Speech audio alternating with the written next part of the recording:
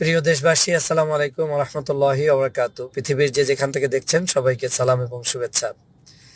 গণ অধিকার পরিষদের সভাপতি জনাব নুরুল হক নূর সাহেব বলেছেন যে জামাতের যে উত্থান হয়েছে এই উত্থান নিয়ে গবেষণা হওয়া উচিত এবং জামাতের উত্থান ঠেকানোর জন্য কার্যকরী পদক্ষেপ এখনই নেওয়া উচিত বলে তিনি মন্তব্য করেছেন। আমি তার এই বক্তব্যে বিন্দুমাত্র বিচলিত এজন্য হইনি যে তারা তাদের নিজেদেরকে কতটা নিম্নগামী করে মানুষের পা চেটে দালালি করে উপরে ওঠার জন্য আজকের বাংলাদেশের সর্ববৃহৎ দল বললে ভুল হবে না, যে দলটি মানুষের হৃদয় স্থান অর্জন করেছে, বাংলাদেশের মানুষের কাছে চরম নির্যাতিত একটি দল, যারা নির্যাতনের শিকার হয়েছে, সেই দল বাংলাদেশ জামাত ইসলামকে বলছেন যে তাদের উত্থান কিভাবে হলো এটা নিয়ে গবেষণা করতে হবে এবং তাদেরকে টেনে হিসড়ে ধরতে হবে যাতে তাদের উত্থানটা ঠেকানো যায়। ভিপি নুরুল হক নূর সাহেব, সাবেক ভিপি ডাকসুর, তিনি বুঝাতে চাচ্ছেন যে জামাত ইসলাম এই দেশে যদি এই জনপ্রিয়তার অবস্থা অব্যাহত থাকে তাহলে সেটা এদেশের জন্য নাকি অশনি সংকেত। আমি তো মনে করি আপনাদের উত্থানটা কিভাবে হলো এটা নিয়ে গবেষণা হওয়া দরকার, যদিও এই গবেষণার সময় নেই। এজন্য আপনাদের উত্থান সম্পর্কে জনগণ জানে যে আপনারা কাদের পা চেটে কার দালালি করে কিভাবে এই জায়গাটায় চলে এসেছেন এবং একটা দলকে সম্পূর্ণ ধ্বংস করে দিয়ে শুধুমাত্র ক্ষমতার জন্য এবং আপনাদের দলের একজন মহাসচিব শুধুমাত্র এমপি হওয়ার জন্য দল থেকে পদত্যাগ করে আর একটা দলে যুক্ত হয়ে সেখানেও জামাত ইসলামের কাছে হেরেছেন, তাও তৃতীয় নাম্বার চতুর্থ নাম্বার সম্ভবত হয়েছেন।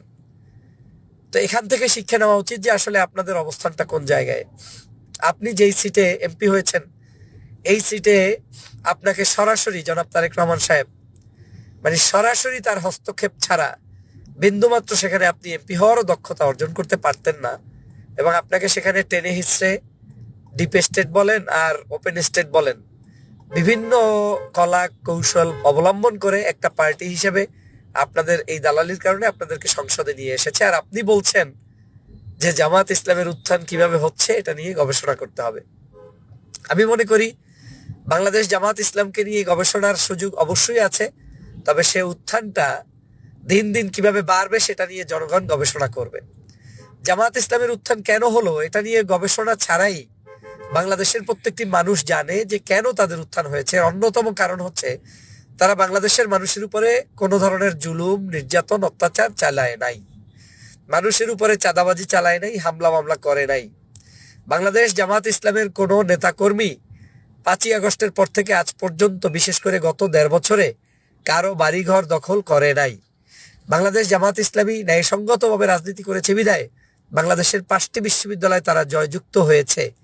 বাংলাদেশ জামাত ইসলামীর আমির ডাক্তার শফিকুর রহমান সাহেবের ভদ্রতা, পরিমার্জিত ব্যবহার, মানুষের সাথে কোঅপারেশন, দেশপ্রেম, দেশের মানুষের মধ্যে ঐক্য প্রতিষ্ঠার একটি যে উদারতা, সেটাই আজকের এই জামাত ইসলামকে জনপ্রিয় করে তুলেছে। এবং এই জামাত ইসলাম এখন এমন একটা টার্নিং পয়েন্টে অবস্থান করছে, এখান থেকে শুধুমাত্র জামাত ইসলামের উপরে যাওয়ার জায়গা আছে, পিছনে ফেরার আর কোনো রাস্তা নেই। কারণ পিছনের যা যাওয়ার সব তাদের শেষ, তারা হারিয়ে ফেলেছে, তাদের শীর্ষস্থানীয় নেতাদের ফাঁসি হয়েছে, তাদের উপরে বিপদ আপদ মামলা মোকদ্দমা যা যাওয়ার শেষ। এর চেয়ে কঠিন কিছু হওয়ার সুযোগ এই বাংলাদেশে আর নাই। যারা এতদিন বলতেন যে জামাত ইসলাম গণমানুষের দল না, তারাই এখন বলছেন জামাত ইসলামের উত্থান নিয়ে গবেষণা করতে হবে।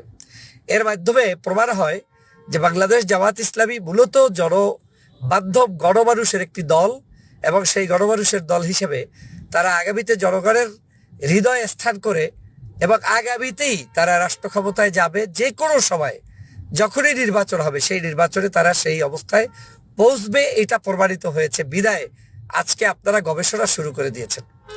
আমি বলি, এই অতিরিক্ত গবেষণা করে একজন নেত্রী কিন্তু গত 16 বছর জামাতের বিরুদ্ধে কুৎসা রটিয়ে দেশেই থাকতে পারেননি। তিনি কিন্তু নিজ দায়িত্বে দেশ থেকে পালিয়ে গিয়েছেন এবং রাজনীতিতে একটি শূন্যতা তৈরি হয়েছে, যেটা হয়েছে আওয়ামী লীগের সেই অবস্থানটা আর কিন্তু বাংলাদেশে নেই।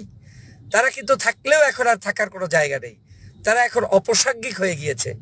আমি মনে করি আপনাদের মতো লোকদের এই ধরনের উদ্ভট মন্তব্য এবং বক্তব্যগুলো আগামীর রাজনীতিতে আপনাদেরকে এবং আপনাদের কারণে যেই সকল রাজনৈতিক দলের সাথে জোট করে ক্ষমতায় থেকে কিছু হালুয়া রুটি ভাগ পেতে চান, তাদেরকে আপনারা প্রশ্নবিদ্ধ করবেন এবং তাদেরকে ওই পূর্বের সেই শেখ হাসিনার পথেই পরিচালিত করবেন। বরং উচিত ছিল যে বাংলাদেশে জামাত ইসলাম কি কারণে এত জনপ্রিয়, সেই কারণগুলোকে গবেষণা করে বের করে সেই কারণগুলোকে বিএনপির ভিতরে অ্যাডাপ্ট করার প্রয়োজন হলে করবেন। আপনি নুরুল হক নূর সাহেবের দলের ভিতরে অ্যাডাপ্ট করার প্রয়োজন হলে করবেন, কিন্তু আপনি সেটা না করে আপনি বলে যাচ্ছেন যে এই উত্থানটা ঠেকাবেন কি করে। এই ঠেকাঠেকির রাজনীতি তো বাংলাদেশ থেকে বিদায় হয়ে গিয়েছে। 5ই আগস্টের পরবর্তী রাজনীতি হচ্ছে নতুন বাংলাদেশে এখন আর কেউ কাউকে ঠেকাতে পারবে না। আপনি আপনার মত প্রকাশ করবেন, আমি আমার মত প্রকাশ করব। আপনি একসময় কথা বলতে গিয়ে মার খেয়েছেন, এখন কথা বলতে গিয়ে আপনি কারো কাছ থেকে হেনস্থার শিকার হবেন না। আমি কথা বলতে গিয়ে কারো কাছ থেকে বাধাপ্রাপ্ত হয়েছি, এখন কথা বলতে গিয়ে বাধাপ্রাপ্ত হব না। এরকম একটি সোনার নতুন বাংলাদেশই তো আমরা দেখতে চাই। তাহলে আপনি কি করে বলছেন যে তাদের উত্থান ঠেকাতে হবে? বাংলাদেশে এখন আর কেউ কাউকে ঠেকিয়ে রাজনীতি করার দিন পুরো মাত্রায় শেষ হয়ে গিয়েছে। আগামীর বাংলাদেশ বৈষম্যহীন একটি বাংলাদেশ, সুন্দর বাংলাদেশ, ন্যায় ইনসাফের বাংলাদেশ, এবং সেই বাংলাদেশটা গঠন করতে বাংলাদেশ জামাত ইসলামের নেতৃত্বে, ডাক্তার শফিকুর রহমান সাহেবের নেতৃত্বে যে পদ্ধতিতে এখন দল চলছে, এই পদ্ধতি নিয়ে গবেষণা করে দেশের প্রত্যেকটি রাজনৈতিক দলের মধ্যে এই পদ্ধতি এস্টাবলিশ করা উচিত বলে আমি মনে করি। সবাইকে ধন্যবাদ। আশা করি নূর সাহেব সঠিক জবাব পেয়েছেন এবং আপনার এই বক্তব্য আপনি নিজেই শুনে আবার প্রত্যাহার করবেন, এটাই আমি মনে করি। সবাইকে ধন্যবাদ। ওনারা বলছে যে প্রথমে বলছে যে আইনি ভিত্তি দরকার ছিল, এটা আইনি ভিত্তি না হলে ওনারা এটা স্বাক্ষর করবে না সেরকম, কিন্তু পরে বলতেছে যে আইনি ভিত্তিও দেওয়া হয়েছে কিন্তু তারপরে স্বাক্ষর করেনি। তারপরে নির্বাচন হয়েছে, তারপরে ওনারা এখন তাও নির্বাচনের কয়দিন পরে, 5 দিন পরে ওনারা স্বাক্ষর করেছে। আসলে এগুলো হচ্ছে যে ডক্টর ইউনূস আর এনসিপির মধ্যে এক ধরনের মান অভিমানের খেলা চলছিল, ঠিক আছে। এবং ওরা মনে হয় স্বাক্ষর করতেও ভুলে গেছে। ডক্টর ইউনূস আমার মনে হয় রিকোয়েস্ট করে আজকে স্বাক্ষর করিয়েছে। তো যে জুলাই সনদ কার্যকর করার জন্য ওনারা সংসদে যাচ্ছে, আগে বলছে যে আমরা নির্বাচন করার জন্য আমরা আসলে আমরা ভোটে নির্বাচন, আমরা জয়যুক্ত হওয়ার জন্য নির্বাচন করছি না, এরকম বলছিল যখন জামাতের জোটে যাওয়ার আগে। এরপরে আমরা তো দেখলাম যে জামাত জোটে গেল তারা নির্বাচনের জন্য, এর আগেই তারা বলছিল তারা নির্বাচনের জন্য আসলে নির্বাচন চাচ্ছে না, কারণ তারা আসলে চায় যে জুলাই সনদ বাস্তবায়ন হোক, সেটাই তাদের চাওয়া। কিন্তু পরে আমরা দেখলাম যে না, তাদের নির্বাচন করারও ইচ্ছা আছে, জিতারও ইচ্ছা আছে, সংসদ সদস্য হওয়ার ইচ্ছা আছে, মন্ত্রী হওয়ার ইচ্ছা আছে, তাদের সবই ইচ্ছা আছে, ঠিক আছে। কিন্তু তারা খুব মানুষকে অনেক বোকা মনে করে, এনসিপি মনে করে যে ওরা অনেক চালাক আর সাধারণ মানুষ তারা অনেক বোকা। এবং তারা তো নির্বাচনে গিয়ে নির্বাচন তো তারা করলো জামাতের সাথে, এবং সেই বলছে যে এটা একটা